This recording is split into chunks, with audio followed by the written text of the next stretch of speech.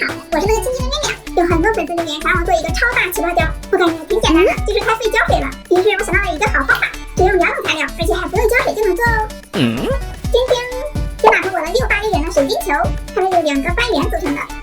嘿，再拿出我废旧的粘土，这是我之前做夹球用过的粘土，我一直用保鲜膜包裹着，这样它就不会干了。先揪一部分出来，我感觉这么多就可以了。然后加入清水进行软化，现在已经软化好了，变成了这种深紫色。嘿，现在把我的水晶球分开，你这样放入我们刚才融化好的粘土，刚刚好。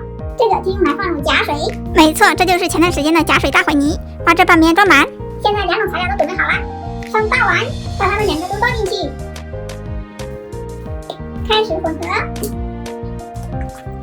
现在我的起泡胶已经做好了，它们指定条件是不是很好看？感觉好像一个保龄球啊！你们感觉呢像个什么？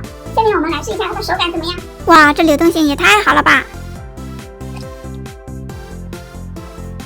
搓起来很解压，这么一大份，玩着真过瘾，手感软软的。就是有一点，里面的指甲油没软化开，这帐篷完全不受影响，起泡很顺畅，起泡效果也很棒，这玩起来太舒服了。喜欢月亮是你们小凯，别忘了关注哟！我们下期见，拜拜。